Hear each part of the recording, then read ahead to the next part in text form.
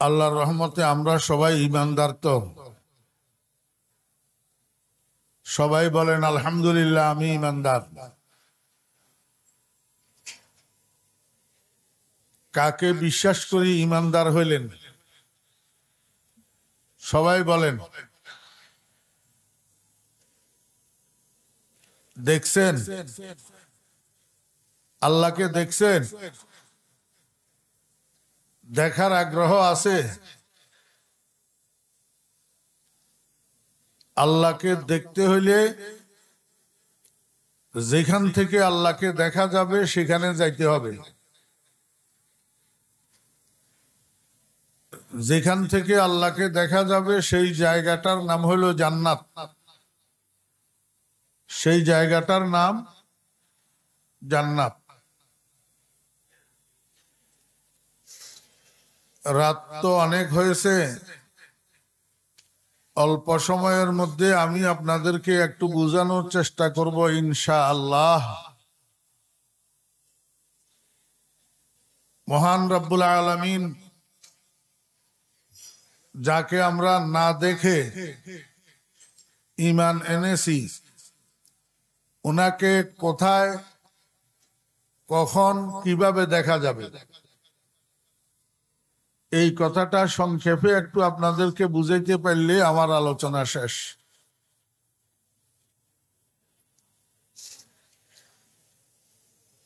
জান্নাতের মধ্যে একটা বাজার হবে, বাজার। আপনাদের এটা চক বাজার, এটা চক বাজার। জান্নাতের বাজারের নাম হবে সুকে তুবা। সুকে তুবা, আরবি ভাষায় বাজারকে সুক বলে, আর তুবা শব্দের অর্থ হলো আনন্দদায়ক। তো দোনোটা শব্দকে একসাথে অনুবাদ করলে সুকে তুবা মানি আনন্দ বাজার। কি বাজার? আনন্দ বাজার।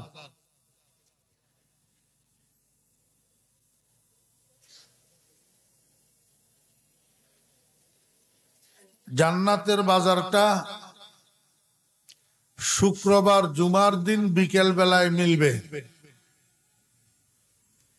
শুক্রবার জুমার দিন বিকেল বেলায় আদম আলাইহিস সালাম থেকে কিয়ামত পর্যন্ত যত মানুষ জান্নাতি হবে, এই সমস্ত মানুষের জন্য মিলন মেলায় পরিণত হবে এই বাজারটা। এই বাজারের মধ্যে ক্রয় বিক্রয় হবে একটি মাত্র পণ্য। ওই পণ্যটাকে আরবিতে বলে তসবির, আর ইংরেজিতে বলে ফটো। আল্লাহ পাকের হাজার হাজার ফেরেশতারা হাজার হাজার স্টল বসাবে, ছোট্ট ছোট্ট অস্থায়ী দোকান।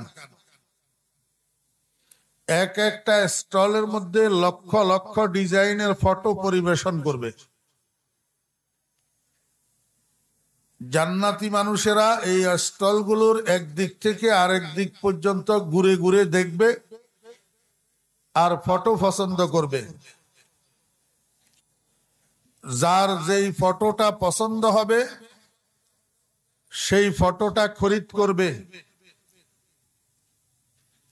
সাহাবীরা জিজ্ঞাসা করেন, ইয়া রাসূলুল্লাহ, আমরা যে জান্নাতের বাজারে ফটো খরিদ করব, মূল্য কি হবে? কি দিয়া খরিদ করব? রাসূল আকরাম সাল্লাল্লাহু আলাইহি ওয়াসাল্লাম বলেন, তোমরা দুনিয়ার মধ্যে শুক্রবার জুমার দিন সকাল থেকে সন্ধ্যা পর্যন্ত যেই নফল ইবাদত গুলা করবা, ওই নফল ইবাদতের সওয়াব গুলাকে জান্নাতের বাজারে মুদ্রা বানাইয়া দেওয়া হবে, নোট বানাইয়া দেওয়া হবে। ওই মুদ্রা দিয়া তোমার পছন্দের ফটোটা খরিদ করবা। আমি আপনাদের পাথেয় হওয়ার জন্য একটু ধারণা দিই, শুক্রবার জুমার দিন সকাল থেকে সন্ধ্যা পর্যন্ত নফল ইবাদত কি? যারা নামাজ পড়েন তাদের জন্য, বেনামাজি নিয়ে কথা নেই।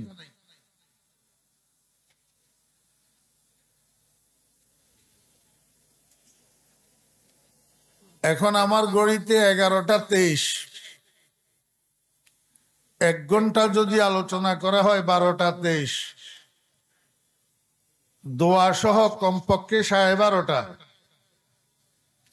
এখান থেকে বাসায় যাইয়া শুইতে শুইতে 1টা। এরপরে ফজরের নামাজ আছে না নাই? গোড়ার ডিম। যারা মাহফিলের আয়োজক এদের মধ্যেও অনেকে ফজরের নামাজ পড়বে না।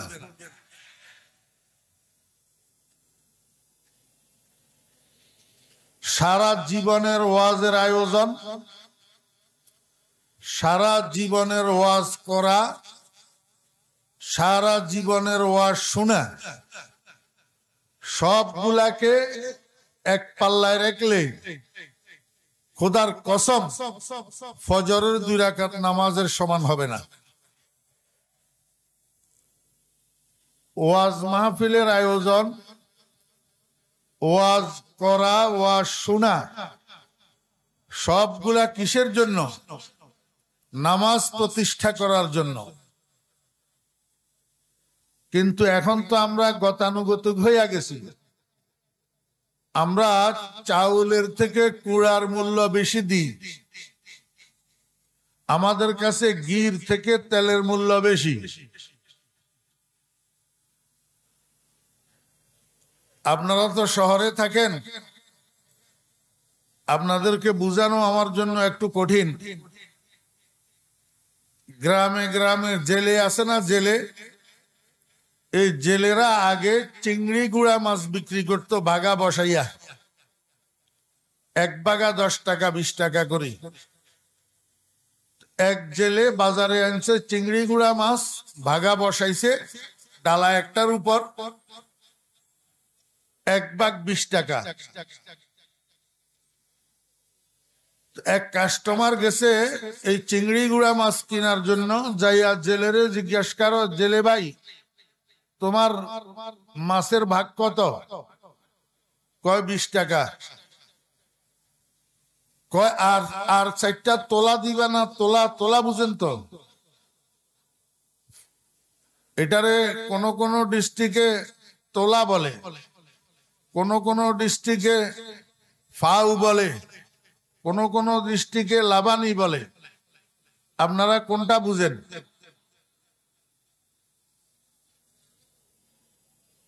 বুঝলে হইলো, মোটামুটি বুঝছেন তো?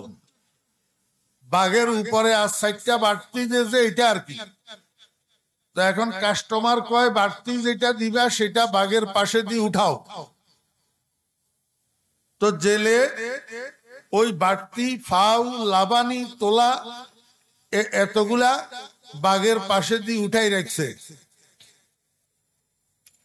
কাস্টমারের হাতের মধ্যে পলিথিন একটা ছিল, সে এই বাড়তি গুলারে পলিথিনের মধ্যে লইয়া হাঁটা দিছে। জেলে কয় কিরে পয়সা? কয় আমি কি তোর বাঘ নিতেছি নি? বাঘ নিলে না পয়সা, এটা তো ফাউ। এবার জেলে বসার থেকে উঠি কলার ধরি, দিছে ফিটের উপরে 2টা। বেটা এই বেয়াদবি শিখাইছে কে করে? লাবানির পয়সা নাই, এটা ঠিক, কিন্তু লাবানি তুই কখন পাবি? যখন ভাগ কিনবি তখন না। ভাগ না নিলে তোরে ফাউ লাবানি দিবে কে? ভাই ওয়াজ নসিহত এগুলা হইল লাবানি, আর নামাজ হইল ভাগ। এইগুলার উপকারিতা, এগুলার সওয়াব ওই ভাগ কিনার উপরে নির্ভর করে যার কাছে নামাজ আছে তার জন্য। এশার নামাজ না পড়ি এখানে বসলে ফজরের নামাজ না পড়লে সারা রাত বসি ওয়াজ শোনা ফাউ, গোড়ার ডিমও কিছু পাওয়া যাবে না।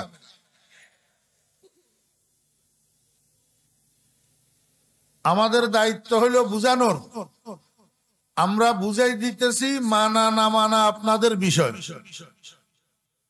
যত রাত হোক আজানের সাথে সাথে উঠি ফজরের নামাজ পড়তে হবে। রাজি আছেন তো ইনশাআল্লাহ? হাত উঠান। ফজরের নামাজ পড়বেন ইনশাআল্লাহ? হাত নামান। বুলু ভাই উঠাই নাই, উনি পড়বে না। সত্য কথা যেটা।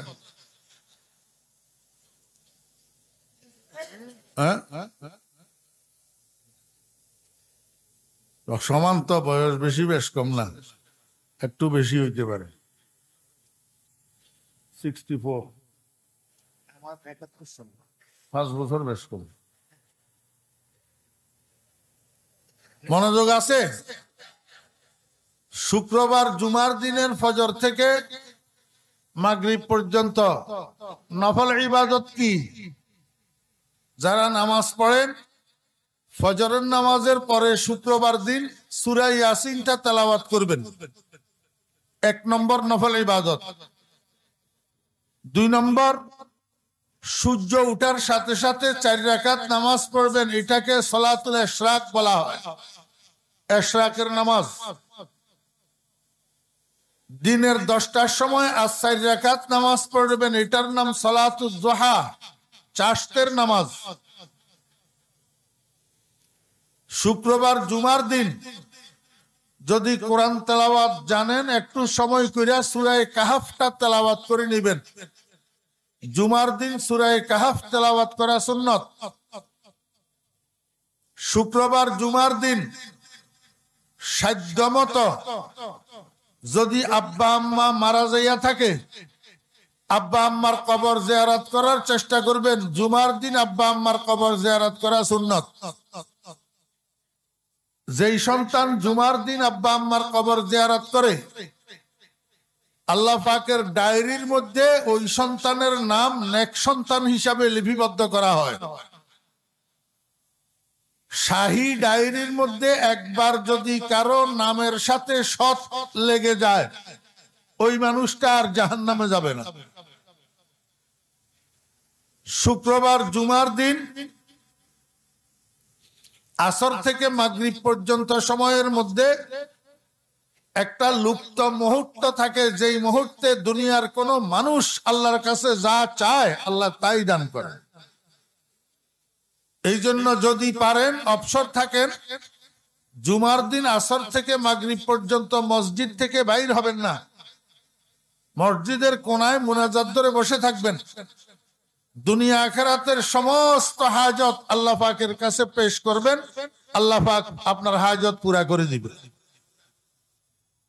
খালি মানুষের দুয়ারে দুয়ারে ঘুরেন, মানুষ মানুষকে কিছু করতে পারে না, মানুষ মানুষকে কিছু করতে পারে না, মানুষ মানুষকে কিছু দিতে পারে না। মানুষ মানুষকে দিতে পারে, আজকে ফুলের মালা, কালকে জুতার মালা। মানুষ মানুষের গায়ে ছিটাইতে পারে, আজকে ফুল, আগামীকাল ফসা ডিম। দেনেওয়ালা একমাত্র আল্লাহ। আল্লাহর কাছে কখন কিভাবে চাইলে পাওয়া যায় সেভাবে চান।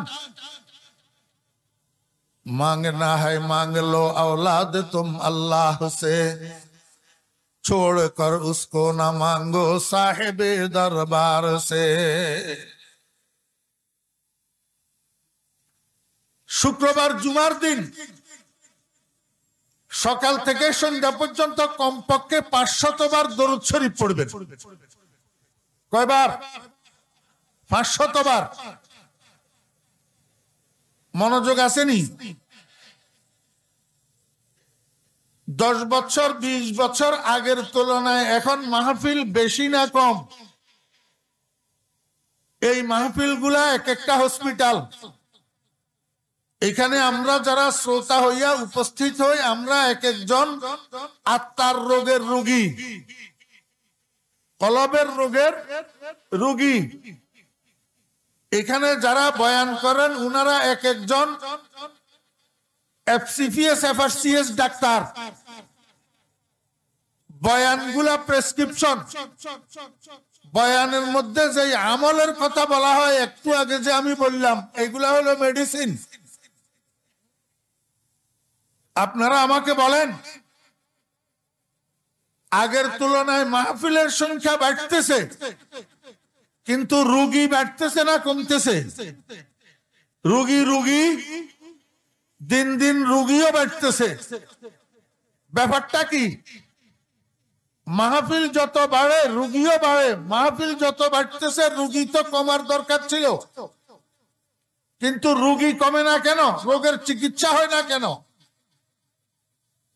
ওই যে ডাক্তারের কাছে গেছে 1000 টাকা ফিস দিয়া বড় ডাক্তার থেকে প্রেসক্রিপশন করাইছে, কিন্তু প্রেসক্রিপশনটা পকেটে লইয়া টো করে, ফার্মেসিতে যায় না, ঔষধ খরিদ করে না। রোগের চিকিৎসা হবে? আচ্ছা, ঔষধ খরিদ করলো, ঔষধ সেবন করলো না, বালিশের নিচে রাখি দিল, রোগের চিকিৎসা হবে? আচ্ছা, ঔষধ সেবন করলো, কিন্তু ডাক্তারের দেওয়া ডোজ মেনটেন করা হলো না। ডাক্তার বলছে সকাল দুপুর বিকাল 3 বেলা খাওয়ার পরে 3টা খাওয়ার জন্য। সে সারাদিন ঔষধ খাইলো না, রাত্রে শোয়ার সময় একসাথে 3টা মারি দিল। রোগের চিকিৎসা হবে না, রোগ বাড়বে। ঠিক তদ্রুপ আজকে আমাদের দেশে ওয়াজ মাহফিল গুলা গতানুগতিক হয়ে গেছে।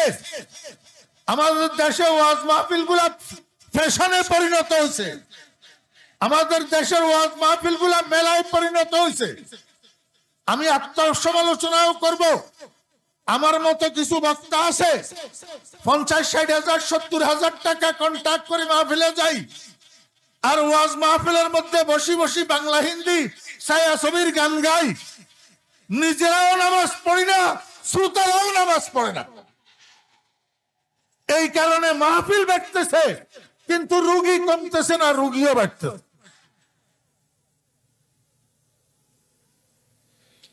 মনে কষ্ট গেলে আমারে মাফ করে দিয়ে। শুক্রবার জুমার দিন অফ ডে, ছুটির দিন। এই সুবাদে সারা দিন সকাল থেকে সন্ধ্যা পর্যন্ত ফ্রি ফায়ার লই বসি থাকি। কি লইয়া? আপনারা তো চকবাজারের যুবক তরুণ কিশোররা ফ্রি ফায়ার চিনেন না? হ্যাঁ, চিনেন না? পাবজি আপনারা চিনেন না? ইউটিউবের হিন্দি ছায়াছবি আপনারা চিনেন না? একটা ছেলের জীবন ধ্বংস হওয়ার জন্য এই এক টাচ মোবাইল, বিশেষ করে ফ্রি ফায়ার আর পাবজি নামের এই জীবন ধ্বংসাত্মক গেম গুলা যথেষ্ট। এই নেশায় যারে পাইছে, সে যদি ছাত্র হয় তার লেখাপড়া ধ্বংস, সে যদি কর্মজীবী হয় তার কর্ম ধ্বংস, তার জীবনের উন্নয়ন ধ্বংস। মুসলমানের সন্তানেরা যদি ফ্রি ফায়ার আর পাবজির নেশায়, ইউটিউবের নেশায় যদি তোমাকে ধরে, এগুলা ইহুদি খ্রিস্টানের ষড়যন্ত্র। আমাদেরকে ধ্বংস করে দেওয়ার জন্য মুসলমানের সন্তানেরা সাবধান। শুক্রবার 7 দিনের সর্দার। قال النبي صلى الله عليه وسلم خير يوم طلعت عليه الشمس يوم الجمعة فيه خلق آدم وفيه أدخل الجنة وفيه أخرج منها ولا تقوم الساعة إلا فيه। আল্লাহর হাবিব বলেন, সপ্তাহে যে 7টা দিন আছে, এই 7 দিনের সর্দার হলো জুমার দিন। 7 দিনের সর্দার। মুসলমানের সন্তানেরা ছুটির দিন পাইয়া, অফ দিন পাইয়া, এই দিনটাকে আল্লাহ পাকের নাফরমানির মধ্যে কাটাইও না, এই দিনটাকে ইবাদত বান্দেগীর মধ্যে কাটাও। নবীজির উম্মত হিসাবে সকাল থেকে সন্ধ্যা পর্যন্ত 500 বার দরুদ শরীফ পড়ো। একসাথে যদি না পারো 5 ওয়াক্ত নামাজের পরে পরে 500 বার পড়ো, প্রতি ওয়াক্তে 100 বার, প্রতি ওয়াক্তে 100 বার। এগুলা শুক্রবার জুমার দিনের নফল ইবাদত। নবীজি বলেন, উম্মত দুনিয়াতে থাকাকালীন জুমার দিন যদি কিছু নফল ইবাদত করো, এই নফল ইবাদতের সওয়াব দিয়া জান্নাতের বাজারে তোমার পছন্দের ফটোটা খরিদ করতে পারবা। বুঝছেন না বুঝেন নাই? মনোযোগ আছে? আমার বেরা দোস্ত আহবাব, একজন জান্নাতি মানুষ ঘুরতে ঘুরতে চয়েস করতে করতে একটা ফটো পছন্দ হবে। শুক্রবার জুমার দিনের নফল ইবাদতের সওয়াবের মুদ্রা দিয়া পছন্দের ফটোটা খরিদ করবে। এই ফটোটা হাতের মধ্যে লইয়া এইভাবে দেখবে ফটোর দিকে, আর মনে মনে কামনা করবে, হায় রে হায় কি সুন্দর ফটো, আমার চেহারাটা যদি এই ফটোর মতো হইতো কত ভালো হইতো। মুখে বলবে না, মুখে বলবে না, শুধু মনে মনে কামনা করবে। জান্নাতের মধ্যে পাওয়ার জন্য মুখে বলার অপেক্ষা থাকবে না, অন্তরে কামনা আসলেই আল্লাহ পাক পুরা করে দিবে। কোথায় আছে? কোথায় কোথায় আছে? কোরআন শরীফের ভিতর। এই জন্য আমি আমার বাংলাদেশের 64 জেলার মাহফিলগুলোতে মুসলমান যুবক তরুণদেরকে একটা আহ্বান করে বেড়াই, মুসলিম যুবকেরা ঘরের ভিতরে একটা কোরআন শরীফের বাংলা অনুবাদ ওয়ালা কোরআন শরীফ রাখো, বাংলা অনুবাদ ওয়ালা একটা কোরআন শরীফ রাখো। তুমি হরেশচন্দ্রের ঘরে জন্ম নাওনি, তুমি সীতারানীর দুধ পান করে বড় হওনি।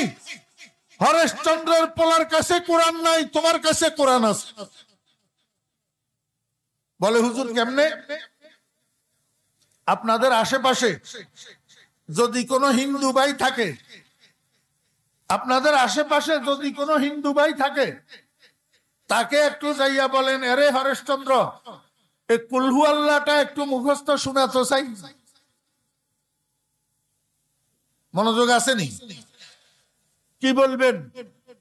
এই হরেশচন্দ্র এই কুলহু আল্লাহ সূরাটা একটু মুখস্থ শোনা। হরেশচন্দ্র বলবে, কুলহু আল্লাহ কোন জানোয়ারের নাম আমি তো চিনি না।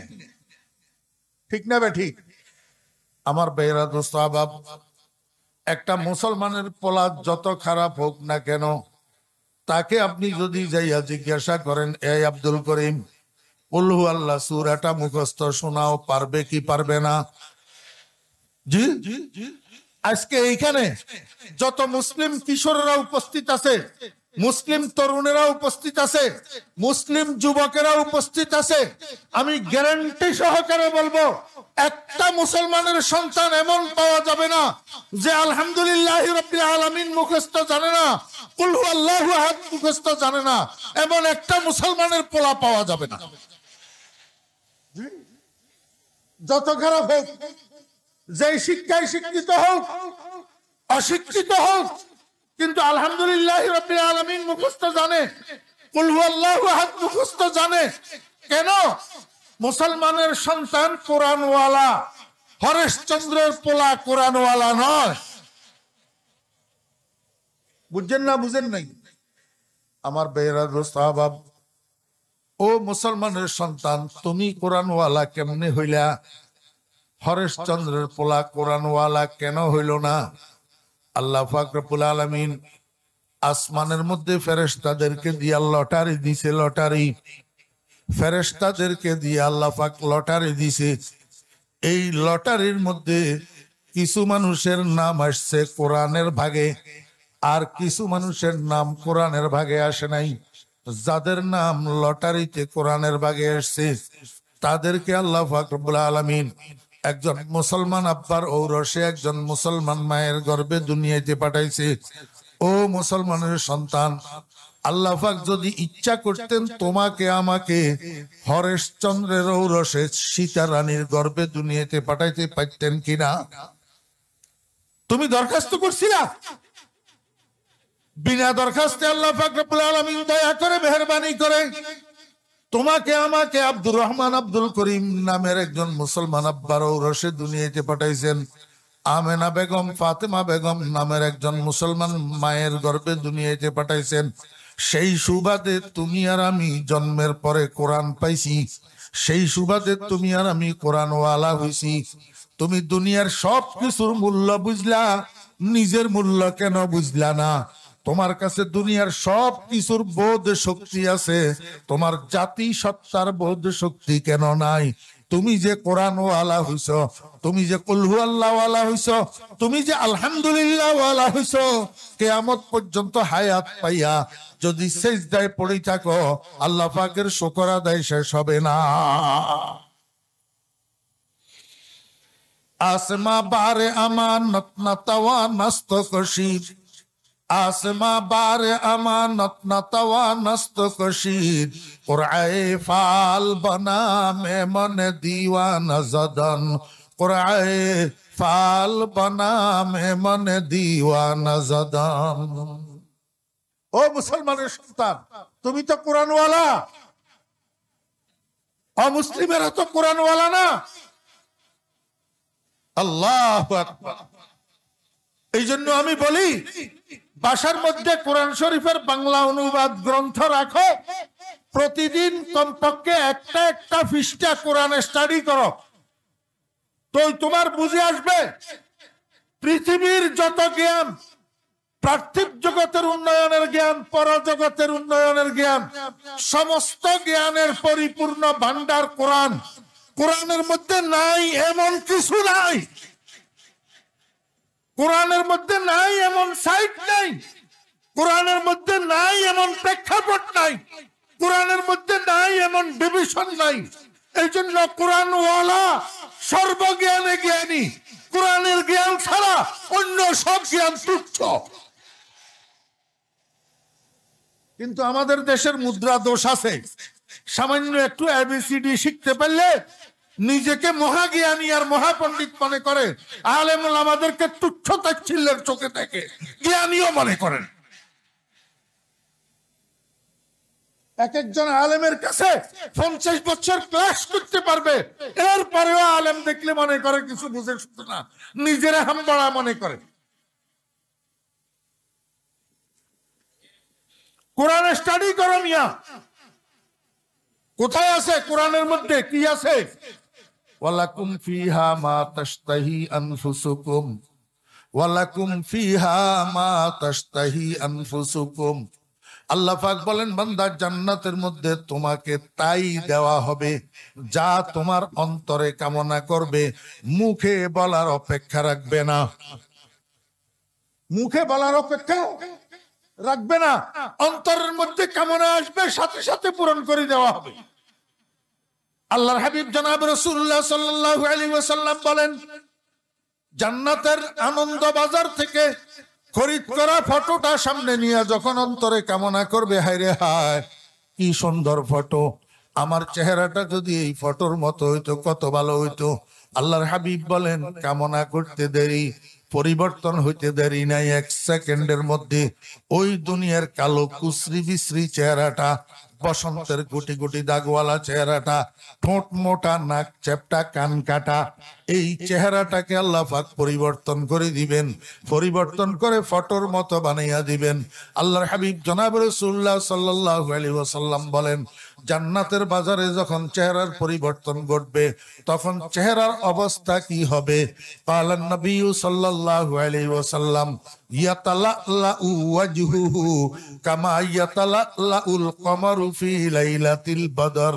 14 তারিখের রাতে পরিষ্কার আকাশে পূর্ণিমার চাঁদটা যেরকম ঝলমল ঝলমল করে, জান্নাতের বাজারে চেহারার পরিবর্তন হওয়ার পরে একজন জান্নাতীর চেহারাটা এই পূর্ণিমার চাঁদের মতো ঝলমল ঝলমল করতে থাকবে।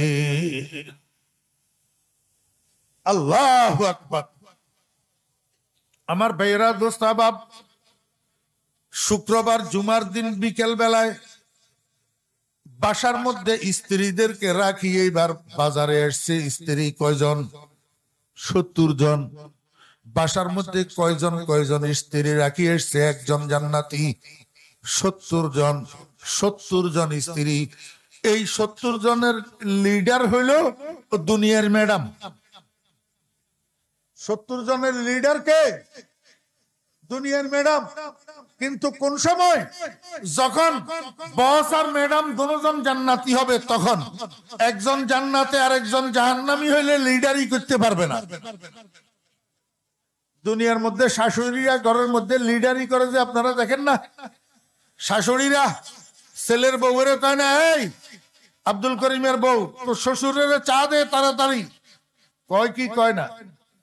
আমার বেয়েরা, জান্নাতের মধ্যে আপনার দুনিয়ার স্ত্রী বাকি স্ত্রীদেরকে এরকম অর্ডার দিবে, এই অমুক যাও বসের তাড়াতাড়ি চা দাও, লিডারি করবে, সেখানে সর্দারি করবে। কখন? যখন স্বামী স্ত্রী দুজন জান্নাতি হবে। এই জন্য আমার মুসলমান ভাইয়েরা, মুসলিম বোনেরা, দুনিয়ার মধ্যে স্বামী স্ত্রী এমন হওয়া চাই যাতে স্বামী স্ত্রী দুজন জান্নাতে একসাথে থাকা যায়। আল্লাহ আমার ভাইয়েরা, মুস্তাহাব বস তো বাজারে চলে গেছে, ওদিকে 70 জন স্ত্রী ঘরের মধ্যে বসে বসে অপেক্ষা করতেছে, কেন আসে না, কেন আসে না। বাজারে গেল বিকেল বেলায়, এত সময় হইলো, কেন আসে না। ঠিক এই সময়ের মধ্যে আপনি যাইয়া ঘরের মধ্যে প্রবেশ করবেন, আপনার স্ত্রীটা আপনাকে দেখে পিছনের দিকে দৌড়াইতে থাকবে আর বলতে থাকবে, কে আপনি? বেগানা পুরুষ আমাদের ঘরে কেন ঢুকলেন? তাড়াতাড়ি আমাদের ঘর থেকে বের হয়ে যান, আপনি বিনা অনুমতিতে আমাদের ঘরে ঢুকলেন কেন? আপনি তখন বলবেন, আমার স্ত্রীরা শুনো, তোমরা আমাকে ভুল বুঝতেছো, আমি কোনো বেগানা পুরুষ নই, আমি তো তোমাদের ওই স্বামী। জান্নাতের বাজারে একটা ফটো করেছিলাম, ওই ফটোর মতো আল্লাহ পাক আমাকে বানাইয়া দিছে, এই কারণে আমার শরীরের চেহারার রূপ লাবণ্য বৃদ্ধি পাইছে। তোমরা আমার কণ্ঠস্বর পরীক্ষা করো, আমি তোমাদের স্বামী, বেগানা কেউ নই। স্ত্রীরা বুঝবে কথা তো ঠিক, এটা তো আমাদের ওই স্বামী। দৌড়াইয়া আবার স্বামীর কাছে ঘুরে আসবে, স্বামীকে সাথে লইয়া 70 জন স্ত্রী ঘরের বাইরে যাবে। খোদার কসম, প্রত্যেকটা জান্নাতি মানুষের জন্য তাদের প্রাসাদের সামনে একটা একটা পার্ক বানাইয়া দেওয়া থাকবে, গার্ডেন বানাইয়া থাকবে। এই পার্কের মধ্যে 70 জন স্ত্রী স্বামীকে মাঝখানে লইয়া স্বামীর চতুর্দিকে গোল হইয়া দাঁড়াবে, প্রত্যেকের পায়ের মধ্যে ঘুঙ্গুর ফরা থাকবে, একে অপরের হাত ধরে গোল হইয়া দাঁড়াবে। ঠিক এই সময়ের মধ্যে স্ত্রীদের কানের মধ্যে একটা বাজনার আওয়াজ ঢুকবে, মিউজিক্যাল সাউন্ড। কি ঢুকবে? Musical sound. আরে তোদের পপ মিউজিক না, এটা আল্লাহ পাকের কুদরতের মিউজিক। দুনিয়ার যুবক তরুণেরা, এখানে তোমরা যে মিউজিক নিয়ে পাগল, এই মিউজিক তো আসে কাঠের বানানো হারমোনিয়ামের থেকে, টিপতে আঙ্গুলে ব্যথা হয়ে যায়, না হলে আওয়াজ বাইর হয় না। ওই পিতলের বানানো বাঁশি, ব্যাঙের মতো গাল ফুলাইয়া গলা ফুলাইয়া ফুঁক দেওয়া লাগে, অল্পক্ষণ ফুঁক দিলে এবার গাল চাপায় ব্যথা হইয়া যায়, আর সুর বাইর হয় না। চামড়ার বানানো ডোল, দুই দিক থেকে ফিটাইতে কিছুক্ষণ ফিটাইলে পাঞ্জায় ব্যথা হইয়া যায়, আর ফিটানো যায় না। জান্নাতের মিউজিক এরকম না। জান্নাতের মধ্যে একটা গাছ হবে, জান্নাতের মধ্যে একটা বৃক্ষ হবে, সেই বৃক্ষের নাম হবে শাজারায়ে তুবা। জান্নাতের মধ্যে একটা গাছ হবে, একটা কি হবে? গাছ হবে। ওই গাছের নাম হবে শাজারায়ে তুবা। গাছের নাম কি হবে? আমি আপনাদেরকে একটা কথা বলি, মনোযোগ আছে, মনে কষ্ট নিবেন। একজন আলেম আর অনালেমের মধ্যে পার্থক্য কি? একজন আলেম আর অনালেমের মধ্যে পার্থক্য কি? এই জান্নাতের মধ্যে একটা গাছ হবে, সেই গাছটার নাম শাজারায়ে তুবা। এটা একজন আলেম ছাড়া একজন অনালেম, উনি যত বড় হায়ার এডুকেটেড হোক না কেন বলতে পারবে না, আলেম ছাড়া বলতে পারবে না। শাজারায়ে তুবা অর্থাৎ আনন্দ বৃক্ষ। কি বৃক্ষ? আমার ভাইয়েরা, দোস্ত আহবাব, এই আনন্দ বৃক্ষ, এটার পাতা হবে ছোট ছোট চিকন চিকন। উদাহরণস্বরূপ আমাদের দেশে কৃষ্ণচূড়ার পাতা আছে না? কৃষ্ণচূড়ার পাতা এই কৃষ্ণচূড়ার পাতার মতো ছোট ছোট পাতা। রাসূল আরবি সাল্লাল্লাহু আলাইহি ওয়াসাল্লাম বলেন, জান্নাতের মধ্যে উত্তর দিক থেকে একটা শীতল বাতাস প্রবাহিত হবে। ক্বালা নবী সাল্লাল্লাহু আলাইহি ওয়াসাল্লাম, ওয়া তাহুব্বুর রিহু ফিহা মিনাশ শিমাল ইলাল জুনুব। জান্নাতের মধ্যে একটা সুশীতল বাতাস প্রবাহিত হবে, ফিনফিন্না বাতাস, উপরিভাগ দিয়া। এই বাতাস যখন তুবা বৃক্ষের, আনন্দ বৃক্ষের পাতার সঙ্গে লাগবে, একটা পাতা আরেকটা পাতার সঙ্গে বাড়ি খাইয়া সেখান থেকে আল্লাহর কুদরতে মিউজিক্যাল সাউন্ড নির্গত হবে।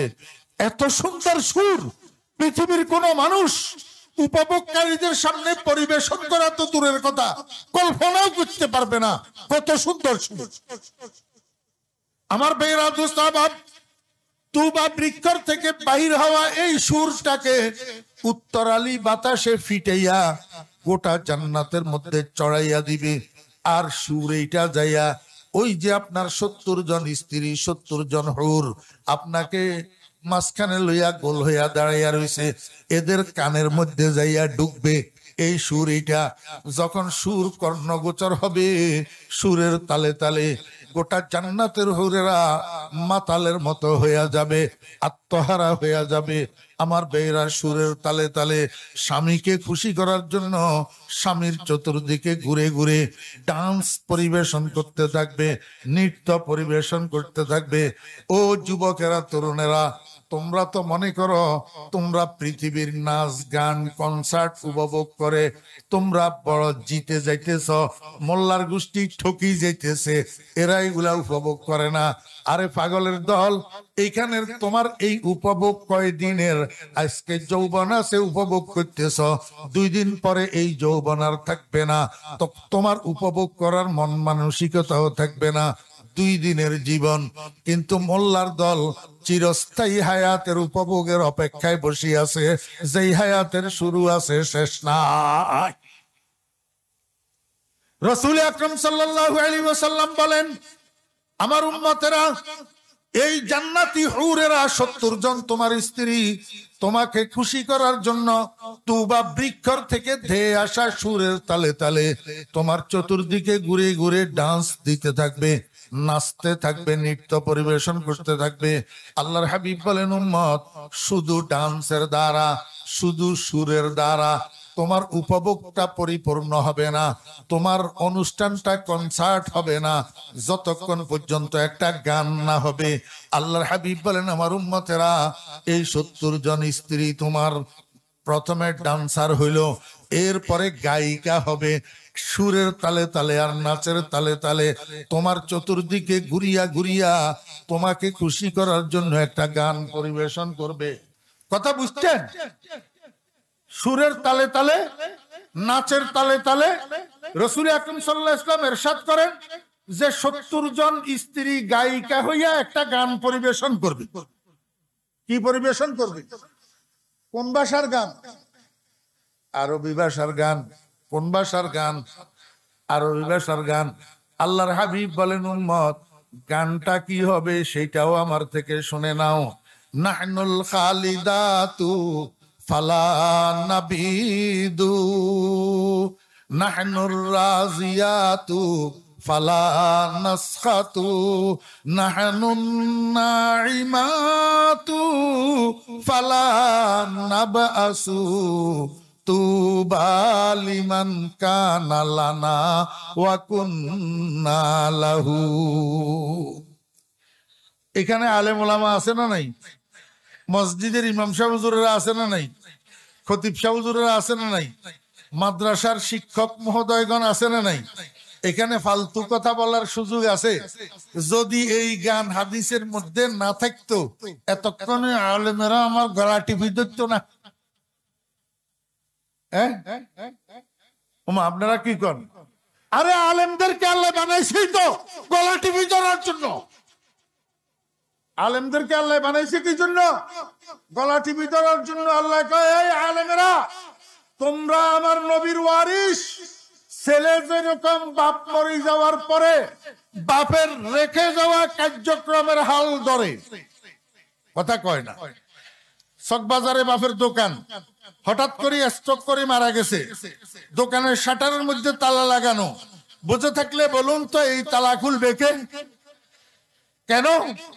ছেলে বাপের ওয়ারিশ, বাপের রেখে যাওয়া কার্যক্রমের হাল ধরার দায়িত্বশীল। খুদার কসম, মুহাম্মদুর রাসূলুল্লাহ সাল্লাল্লাহু আলাইহি ওয়াসাল্লাম খাতামুন নবিয়্যিন, মুহাম্মদুর রাসূলুল্লাহ সাল্লাল্লাহু আলাইহি ওয়াসাল্লাম শেষ নবী। কিয়ামত পর্যন্ত নবী আর দুনিয়াতে আসবে না, কিন্তু রাহমাতুল লিল আলামিন কিয়ামত পর্যন্তর জন্য নবী যেহেতু, সেহেতু নবীজির নবুয়তের কার্যক্রম কিয়ামত পর্যন্ত চালু থাকবে কি থাকবে না?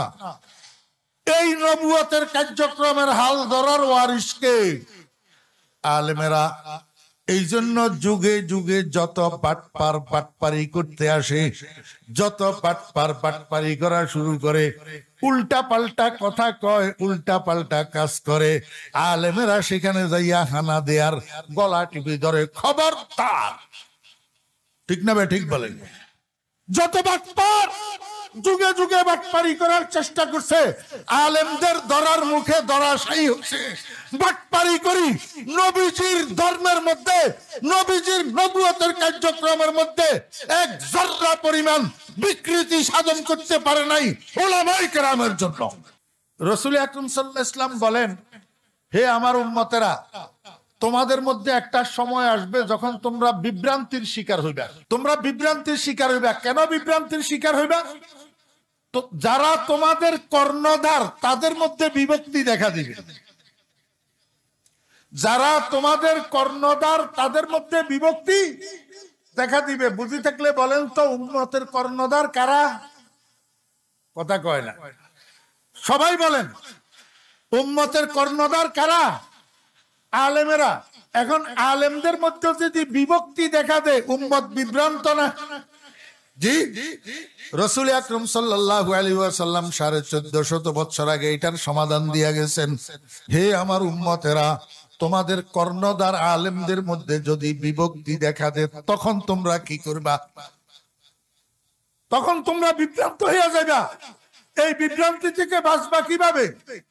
আল্লাহর নবী সাল্লাল্লাহু আলাইহি ওয়াসাল্লাম ইত্তাবিউস সাওয়াদাল আযম, ইত্তাবিউস সাওয়াদাল আযম। হে আমার উম্মতেরা, যখন দেখবা আলেমদের মধ্যে বিভক্তি, আলেমদের মধ্যে দুই দল, তখন তোমরা দেখবা বাস্তবতা। এই বাস্তবতার মধ্যে কোন দলে আলেম বেশি, কোন দলে আলেম কম, কোন দলে আলেম বেশি, কোন দলে আলেম কম। এখন এই দল দাবি করে আলেমের দল, এই দল দাবি করে আলেমের দল। এরা তো কয় আমরা ওলামাদের জামাত, আর কেউ কয় আমাদের সাথেও আলেম আছে। কয় কি কয় না? এরা তো দাবি করে যে এটা ওলামাদের জামাত, আর কেউ কয় আমাদের সাথেও আলেম আছে। কিরে ভাই, উল্টা কওকা, আমরাও আলেমের সাথে আছি এইটা না বলবা, আমাদের সাথেও আলেম আছে এইটা কওকা। তার মানে তুমি অনুসরণীয় আর আলেম অনুসারী। এটা তো জীবনেও হতে পারে না। আলেম হবে মুক্তাদা, ইমাম, আর তুমি হইবা মুক্তাদি। আলেম হবে অনুসরণীয় আর তুমি হইবা অনুসারী। তুমি কাকো আমাদের সাথেও আলেম আছে, তার মানে অনালেমের সংখ্যা বেশি, আলেমের সংখ্যা কম। আমার বেয়েরা দোস্ত আবাব, বুঝা গেল দোনো দলে আলেম আছে, দোনো দলে কি আছে? আলেম আছে। এবার আল্লাহর হাবিবের সমাধান হইল তুমি পার্সেন্টেজ করো, কোন দলে 5 জন, কোন দলে 95 জন। কথা কয়, কোন দলে আলেম 95 জন? 100 জন আলেমের মধ্যে 95 জন কোন দলে আর 5 জন কোন দলে? যেই দলে দেখবা 5 জন সেই দল ঠিক না, আর যেই দলে দেখবা 95 জন সেই দল ঠিক, সেই দল ঠিক। আমার কথা না রাসূলের কথা? I am challenge. যদি নবীজির হাদিস না হয় আমি কান কাটি ফেলবো। কোন বাপের বেটা থাকলে আমার সামনে আসি বলুক এটা জাল হাদিস, না হলে জয়ীফ হাদিস।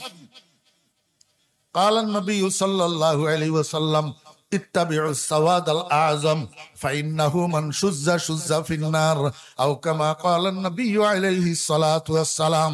আল্লাহর হাবিব বলেন, উম্মত, তোমাদের সামনে বিভ্রান্তিকর পরিস্থিতি আসবে, যেই পরিস্থিতির মধ্যে তোমাদের কর্ণধার যারা উলামায়ে কেরাম তাদের মধ্যে বিভক্তি দেখা দিবে, দুই ভাগ হয়ে যাবে। তখন তোমরা কি করবা? তোমরা পরিসংখ্যান করবা কোন দলে পার্সেন্টেজ হিসাবে আলেম বেশি।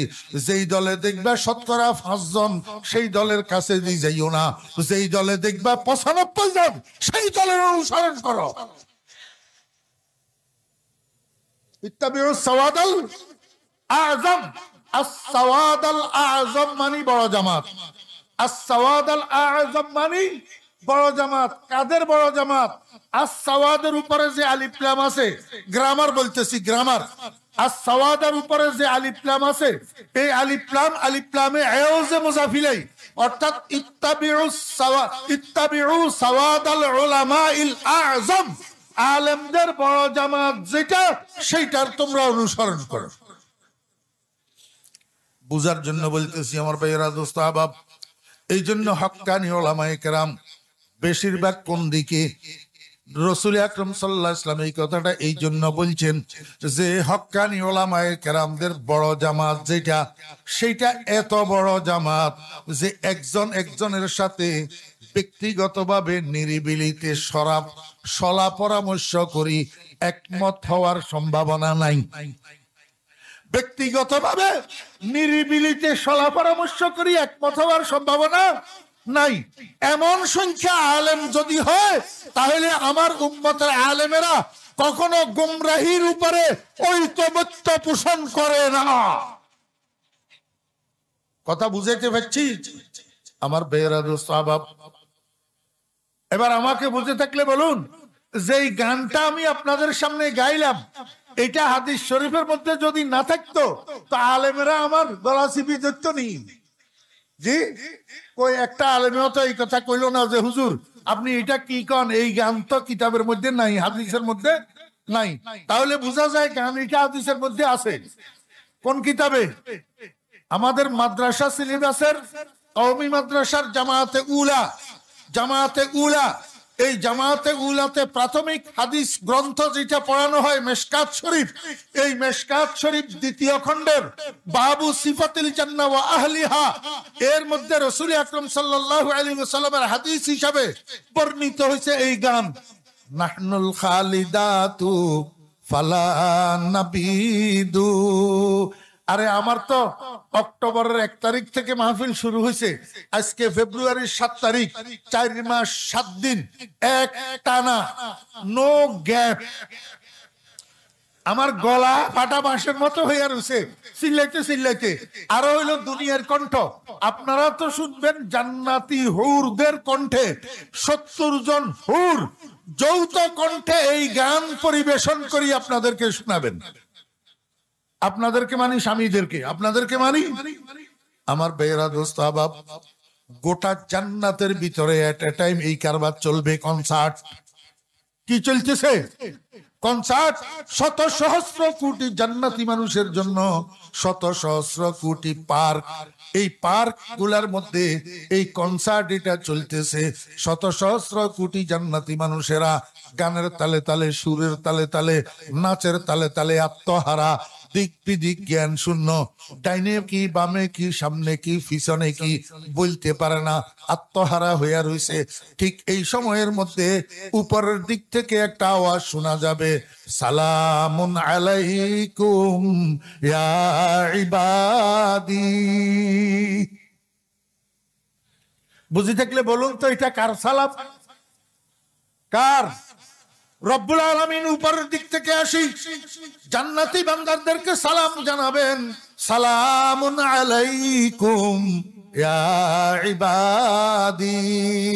আল্লাহ পাকের সালামের আওয়াজে জান্নাতি মানুষেরা সম্বিত ফিরে পাবে। আমার ভাইরা উপরের দিকে এইভাবে তাকাবে, কিরে রব্বুল আলামিনের সালামে না, কিন্তু কিছু দেখা যায় না, কিছু। আমার ভাইরা, দোস্ত আহবাব, সাথে সাথে আরেকটা আওয়াজ শোনা যাবে, আরেকটা আওয়াজ শোনা যাবে, কি? হাল ওয়াজাতুম মা ওয়াদাকুম রাব্বুকুম ইয়া ইবাদি, ও আমার বান্দাগণ, দুনিয়ার মধ্যে থাকাকালীন তোমাদের রব তোমাদেরকে যত প্রতিশ্রুতি দিয়েছিল, যত নাজ নেয়ামতের ওয়াদা করেছিল, সম্পূর্ণ পরিপূর্ণ পাইলা কিনা আল্লাহ পাক প্রশ্ন করবে। আর এই প্রশ্নের উত্তরে জান্নাতি মানুষের 1 ভাগ মানুষ উত্তর দিবে, ওয়াজাদনা ইয়া রাব্বানা মা ওয়া'তানা, হে আমাদের প্রভু, দুনিয়ার মধ্যে আপনি আমাদেরকে যত ওয়াদা দিয়েছিলেন, যত প্রতিশ্রুতি দিয়েছিলেন, সম্পূর্ণ পরিপূর্ণ পাইয়াছি, আর কিছু বাকি নাই। ঠিক এই সময়ের মধ্যে আরেক দল জান্নাতি মানুষ উত্তর দিবে, মিথ্যা কথা, রাব্বুল আলামিন আপনার ওয়াদা পূরণ হয় নাই। আল্লাহ পাক রব্বুল আলামিন বলবেন, কিরে বান্দা, দুধের নহর, মধুর নহর, পানির নহর, শরাবের নহর, হুর গেলমান, অট্টালিকা, দালান কোঠা, এত কিছু দিলাম, এরপরেও আমার ওয়াদা কেন পূরণ হলো না? কি বাকি রইল? এই জান্নাতি মানুষেরা পাগলের দল বলবে, মাওলা আপনার এই সমস্ত নাজ নেয়ামতের জন্য আপনার জান্নাতের কামনা করি নাই, আপনার হুর গেলমানের জন্য জান্নাতের কামনা করি নাই, জান্নাতের কামনা করছিলাম। আপনার হাবিব নাকি হাদিস শরীফের মধ্যে বলছিলেন, ফরিদুদ্দিন আল মোবারক মাহফিলের মধ্যে আমাদেরকে শুনাইছিলেন, পালান নবী সাল্লাল্লাহু আলাইহি ওয়াসাল্লাম, সাতারাউনা রাব্বাকুম কামা তারাউনা হাযাল কমারা ফি লাইলাতি কামালি ওয়া ফি রিওয়ায়াতিন ফি লাইলাতিল বদর। আল্লাহর হাবিব তো বলেছিলেন, 14 তারিখের রাত্রে পূর্ণিমার চন্দ্র যেভাবে আমরা দুনিয়াতে দেখতে পেয়েছি, এমনি ভাবে জান্নাতে আপনি রবকে আমরা দেখতে পাবো, আপনার সাক্ষাৎ লাভ করব, আপনার দিদার লাভ করব, আপনার দর্শন লাভ করব। মাওলাই করিম, দুনিয়ার মধ্যে আপনাকে না দেখি বিশ্বাস করেছিলাম, আপনাকে না দেখি ঈমান এনেছিলাম। আপনার হাবিব যখন বলছে জান্নাতে আপনাকে 14 তারিখের চাঁদের মতো দেখবো, আপনার দিদারের লালসায় জান্নাতের কামনা করেছিলাম, হুর গেলমানের জন্য কামনা করি নাই। হুর গেলমা যতনি নেমত হায় তু, সবসে বেহতর নেমতে দিদারে তু, বেতু জন্নত দোজখ হস্তায়ে যা ফজা, পাতু দোজখ জন্নত হস্তায়ে দিল রুবা, খাহিশে ওয়াসলে জুদা লজ্জতে দিদার জুদা, খাহিশে ওয়াসলে জুদা লজ্জতে দিদার জুদা, কুচায়ে হুসনে জুদা ইশক কি বাজার জুদা। মাওলা আপনার দিদার বিহীন জান্নাতের আমাদের দরকার নাই। আমাদেরকে এমন কোন দোজক যদি থাকে, যেই দোজকে সকাল বিকাল আপনার দেখা পাবো, সেই দোজকে নিয়ে নিক্ষেপ করেন।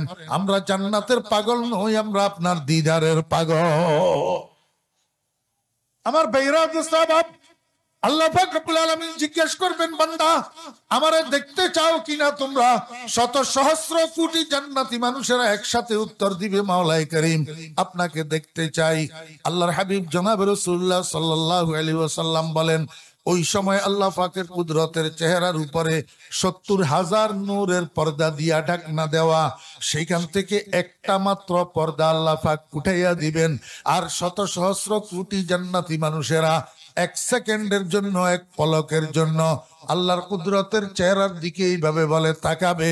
তাকানোর সাথে সাথে আল্লাহর নূরের তাজাল্লি বরদাস্ত করতে পারবে না, চিৎকার দিয়া বেহুশ হইয়া পড়িয়া যাবে। আর এক বেহুশিতে 40,000 বছর কাটিয়া যাবে, খবর থাকবে না।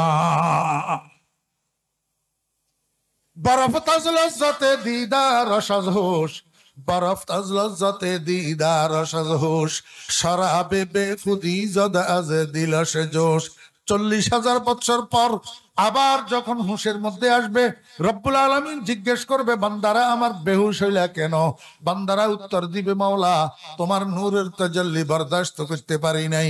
আল্লাহ পাক বলবেন, ঠিক বলেছো বান্দা, আমার 2 প্রকারের নূর আছে, একটা নূরে জালালি আর একটা নূরে জামালি, একটা মিষ্টি নূর আর একটা কড়া নূর। আমি দুনিয়ার মধ্যে সূর্যের মাধ্যমে প্রকাশ করেছিলাম আমার কড়া নূরটা, চন্দ্রের মাধ্যমে প্রকাশ করেছিলাম আমার মিষ্টি নূরটা। এই কারণে সারা রাত চাঁদের দিকে তাকাইয়া থাকলেও তোমার দৃষ্টির অসুবিধা হইতো না, কিন্তু দিনের 12টার সময় 1 পলকের জন্য সূর্যের দিকে তাকাইলে তোমার দৃষ্টি ফেরত আসিয়া যাইতো। আমি সর্বপ্রথম আমার মূসাকে তুর পাহাড়ের মধ্যে আমার সাক্ষাৎকার দিয়েছিলাম আমার নূরে জালালি দিয়া, আমার কড়া নূর দিয়া। মূসা বরদাস্ত করতে পারে নাই, বেহুশ হইয়া পড়িয়া গেছে। আর বান্দা তোমাদেরকে এখন যে সাক্ষাৎকার দিলাম আমার কড়া নূর দিয়া, নূরে জালালি দিয়া দিছি, এই কারণে তোমরাও বেহুশ হইয়া পড়িয়া গেছ, বরদাস্ত করতে পারো নাই। বান্দা চলো এইবার তোমাদেরকে এক জায়গায় নিয়ে যাব, সেখানে নিয়ে আমার মিষ্টি নূর দিয়া তোমাদেরকে সাক্ষাৎকার দেব। মন ভরিয়া আমার দিকে তাকাইয়া থাকবা, আমার দিদার লাভ করবা, আর কোন সময় বেহুশ হওয়া লাগবে না। ইন্নাল মুত্তাকিনা ফি জান্নাতি ওয়া নাহার ফি মাকআদি সিদকিন ইনদা মালিকিম মুকতাদির। ও মুসলিম যুবকেরা, কোরআনে স্টাডি করো। কোরআন শরীফের মধ্যে নাই এমন কিছু নাই। জান্নাতের মধ্যে একটা জায়গা আছে, এই জায়গাটার নাম হবে মাকআদে সিদক। মাকআদে সিদক নামী জায়গার মধ্যে আল্লাহ পাক নিজে একটা মাহফিলের আয়োজন করবেন। কিসের আয়োজন? মাহফিলের আয়োজন করবেন। রব্বুল আলামিন নিজে আয়োজক। একটা মাহফিল হবে জান্নাতের মধ্যে, তোদের কনসার্ট না, ল্যাংটা মহিলা নাচার কনসার্ট না, জান্নাতের মাহফিল, কোরআনের মাহফিল। কিসের মাহফিল? কোরআনের মাহফিল। জান্নাতের মধ্যে আল্লাহ পাক নিজে এই মাহফিলের আয়োজন করবেন কুন ফায়াকুনের মাধ্যমে। ইন্নামা আমরুহু ইজা আরাদা শাইআন আইয়াকুলা লাহু কুন ফায়াকুন। কুন ফায়াকুনের মাধ্যমে আল্লাহ পাক কুন বলবেন, কুন হয়ে যাও, সঙ্গে সঙ্গে হয়ে যাবে। কি হবে? একটা প্যান্ডেল তৈরি হবে, একটা স্টেজ তৈরি হবে। এটা এত বড় স্টেজ হবে যে স্টেজের মধ্যে ১.৫ লক্ষ নবী রাসূল, ১.৫ লক্ষ নবী রাসূল সবাই বিশেষ গেস্ট হিসাবে উপস্থিত থাকবে, উপবিষ্ট থাকবে ১.৫ লক্ষ নবী রাসূল। এইবার চিন্তা করেন, আপনাদের আজকের প্যান্ডেল এইটা দেখতে দেখা যায় অনেক মানুষ ভর্তি, কিন্তু সবগুলা একসাথ করলে ১ লাখ হবে কিনা? হবে ১ লাখ? আমার ভাইরা, দোস্ত আহবাব, জান্নাতের মাকআদে সিদকের মধ্যে আল্লাহ পাক যে মাহফিলের আয়োজন করবেন, সেই মাহফিলের মধ্যে যে স্টেজ হবে, ওই স্টেজের মধ্যে ১.৫ লক্ষ নবী রাসূল ধারণ করবে। ১.৫ লক্ষ নবী রাসূলেরা গেস্ট হিসাবে উপস্থিত থাকবেন। এরকম পাশাপাশি ২টা কুরসি থাকবে। একটা কুরসি প্রধান অতিথির জন্য, আর একটা কুরসি সভাপতির জন্য। সভাপতি হবেন লা ইলাহা ইল্লাল্লাহ, আর প্রধান অতিথি হবেন মুহাম্মাদুর রাসূলুল্লাহ। আমার ভাইরা, দোস্ত আহবাব, স্টেজের সামনে একটা প্যান্ডেল থাকবে। ওই প্যান্ডেলের উপস্থিতি ২ ভাগে বিভক্ত হবে, ফার্স্ট ক্লাস আর সেকেন্ড ক্লাস। ফার্স্ট ক্লাসের মেহমানদের জন্য প্রত্যেকের জন্য একটা একটা স্বর্ণের সোফা দেওয়া হবে, আর সেকেন্ড ক্লাসের অতিথিদের জন্য ফার্স্ট ক্লাসের পিছনে মেশক আম্বরের পাহাড় বানাইয়া দেওয়া হবে। ওই পাহাড়ের মধ্যে ধাপ ধাপ কাটা থাকবে। আপনারা একতলা থেকে আরেক তলায় উঠার জন্য যে সিঁড়ি বানান, এই সিঁড়ির মতো মেশক আম্বরের পাহাড়ের মধ্যে ধাপ করা থাকবে, যাতে সর্ব পিছনের লোকেরা সমানভাবে স্টেজটা দেখতে পায়। রাসূল আরবি সাল্লাল্লাহু আলাইহি ওয়াসাল্লাম যখন এই মাহফিলের বর্ণনা দিতেছিলেন, সাহাবী একজন দাঁড়াইয়া কয়, ইয়া রাসূলুল্লাহ, জান্নাতের এই মাহফিল এত বড় বিশাল মাহফিল, যেখানে স্টেজে থাকবে ১.৫ লক্ষ মেহমান, স্টেজের সামনে থাকবে শত সহস্র কোটি মানবতা। আদম আলাইহিস সালাম থেকে কিয়ামত পর্যন্ত যত মানুষ জান্নাতি হবে সব সেখানে উপস্থিত থাকবে। এত বড় বিশাল মাহফিলের মধ্যে আলোকসজ্জার ব্যবস্থা কি থাকবে, লাইটের ব্যবস্থা কি থাকবে, ওই মাহফিলটা আলোকিত হবে কেমনে? আল্লাহর হাবিব বলেন, আমার সাহাবী শোনো, এই মাহফিলের মধ্যে আলাদা কোনো লাইটের ব্যবস্থা থাকবে না, আলাদা কোনো বাতির ব্যবস্থা থাকবে না। গোটা মাহফিলটা আলোকিত হইয়া থাকবে আমি মুহাম্মদুর রাসূলুল্লাহ সাল্লাল্লাহু আলাইহি ওয়াসাল্লামের চেহারার আলোর দ্বারা। खुदा खुद मेरे महफिल बूद अंदर ला मका खुसरू, खुदा खुद मेरे महफिल बूद अंदर ला मका खुसरू, मोहम्मद शम्अ महफिल बूद सब जाए के मन बुदम। আমার বেহরা দোস্ত আহবাব, এবার বুঝেন আল্লাহর হাবিবের আল্লাহ পাক রব্বুল আলামিন কি পরিমাণ জামাল দান করেছিলেন, কি পরিমাণ সৌন্দর্য আর রূপ দান করেছিলেন।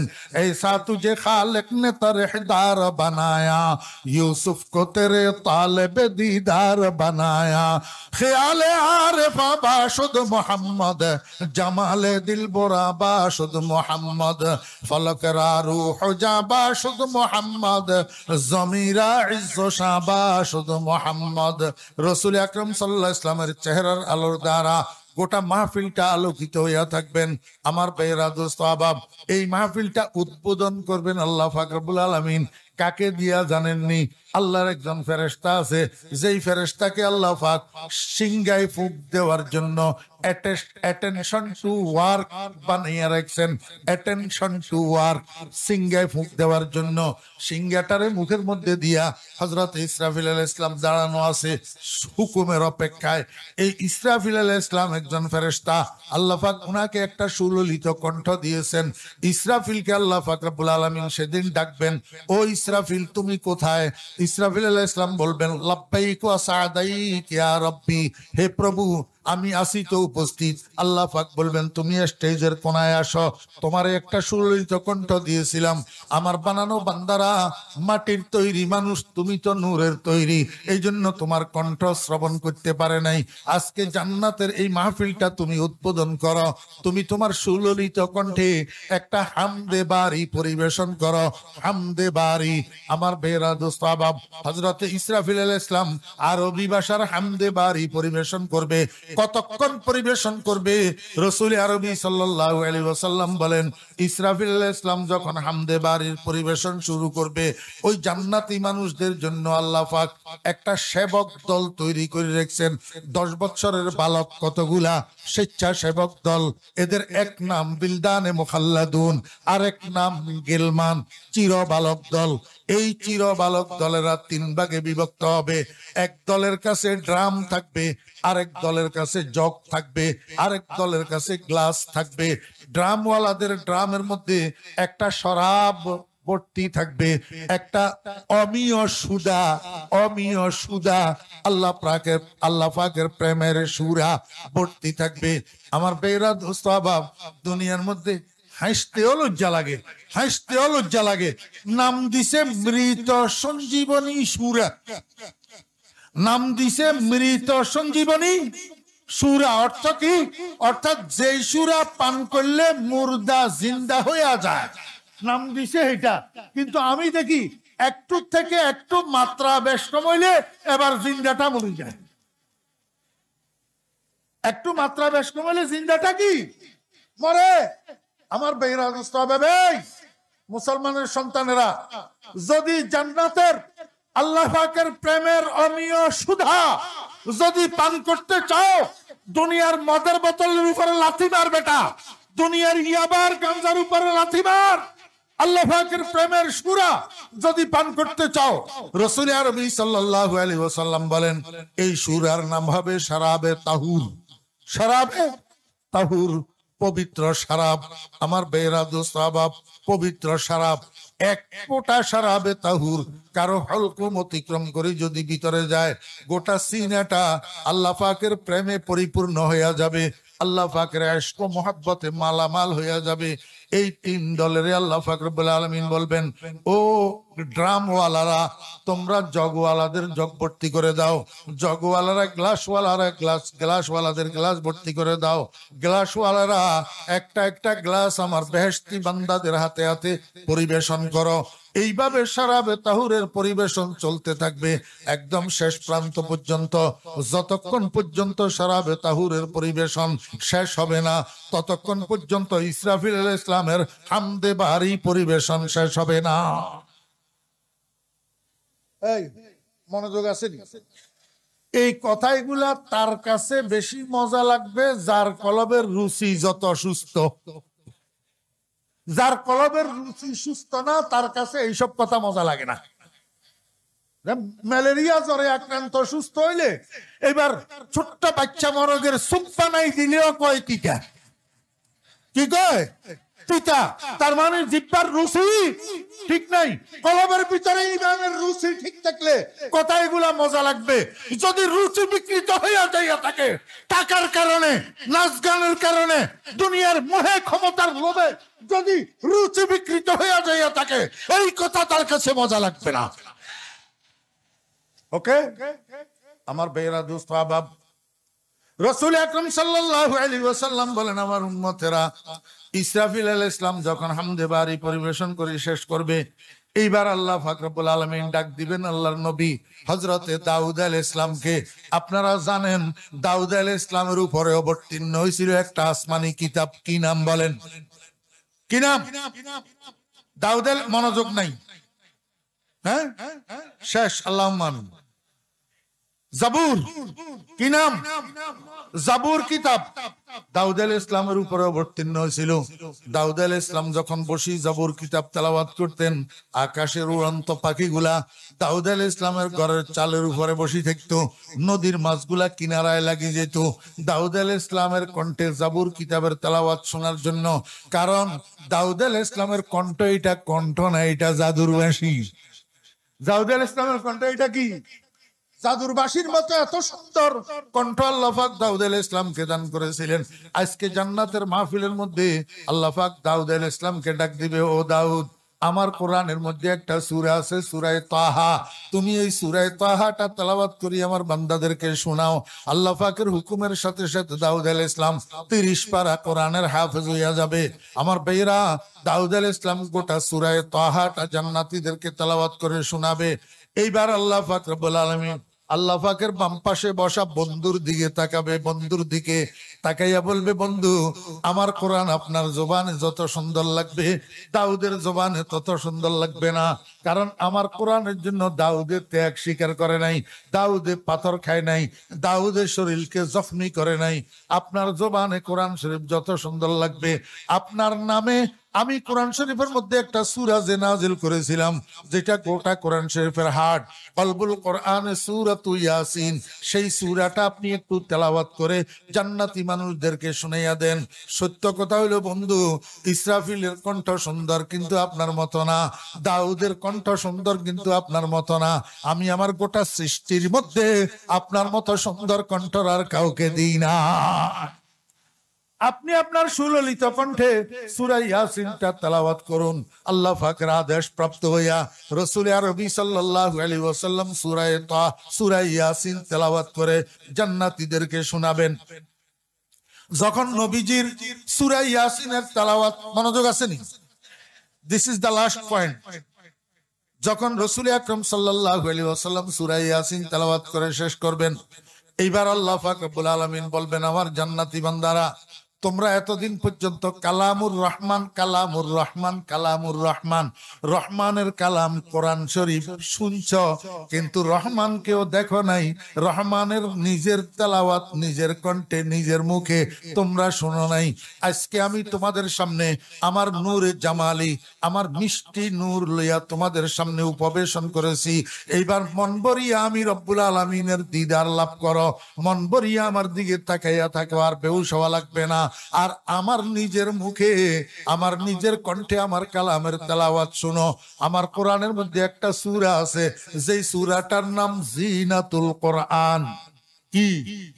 জিনাতুল কোরআন। قال النبي صلى الله عليه وسلم زينة القرآن سورة الرحمن। অলঙ্কারের দ্বারা মহিলাদের যেরকম শোভা বর্ধিত হয়, আমার কোরআনের শোভা বাড়াইয়া দিছে এই সূরা রহমানে। আমার অফুরন্ত নাজ নেয়ামতের আলোচনায় ভর্তি সূরাতুর রহমান। বান্দা, আমি এখন তোমাদের সামনে আমার নিজের কালাম নিজের কণ্ঠে আমি সূরাতুর রহমান তেলাওয়াত করব। আমরা তো দুনিয়ার মধ্যে সূরাতুর রহমানের তেলাওয়াত শুরু করি আর রহমান আল্লামাল কোরআন বলিয়া। আল্লাহ পাক সেদিন আল্লাহু আকবার শুরুতে একটা শব্দ বাড়াইয়া দিবেন। শব্দটা আরবি ভাষার আনা। আনা আনা মানি আমি, আনা মানি আমি। আল্লাহ পাক নিজের দিকে এইভাবে ইঙ্গিত করে সূরা রহমানের তেলাওয়াত শুরু করবেন। আনার রহমান আল্লামাল কোরআন, আমি সেই রহমান, যেই রহমান তোমাদের উপরে অফুরন্ত রহমত করছি, অশেষ দয়া করছি, যেই দয়ার কুল কিনারা নাই। তবে বান্দা মনে রাখিও, তোমাদের উপরে আমার যত দয়া, যত অনুগ্রহ, যত রহমত, সবচেয়ে বড় দয়া, সবচেয়ে বড় রহমত হলো আমি তোমাদেরকে কোরআন যে শিক্ষা দিলাম, তোমাদের বাগে যে কোরআন রাখলাম, এর চেয়ে বড় দয়ার কিছু না।